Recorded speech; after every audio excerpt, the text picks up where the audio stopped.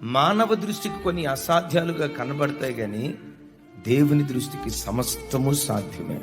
నీ జీవితంలో ఏది నీకు అసాధ్యంగా కనబడుతుందో, ఇక ఇంతే నా బ్రతుకు, నా తలరాత, ఇది నా కర్మ, నేను ఇలా అనుభవించాలని దేవుడు నాకు రాసి పెట్టించాడేమో, బ్రతుకు కాలమంతా ఈ రోగంతోనే, బ్రతుకు కాలమంతా ఈ అసమాధానంతోనే, బ్రతుకు కాలమంతా ఈ దుఃఖంతోనే, బ్రతుకు కాలమంతా ఈ ఏడ్పుతోనే నా జీవితం ముగించబడాలని, ఒకవేళ నా జీవితంలో దేవుడు ఇలా రాసి పెట్టాడేమో, నా పరిస్థితులు మారో, నా జీవితం ఇంతే, ఇక అసాధ్యం అని ఏవి అసాధ్యం అనుకుంటున్నావో, ఓ దైవజనుడిగా నా చెయ్యెత్తి మిమ్మల్ని ఆశీర్వదిస్తున్నాను.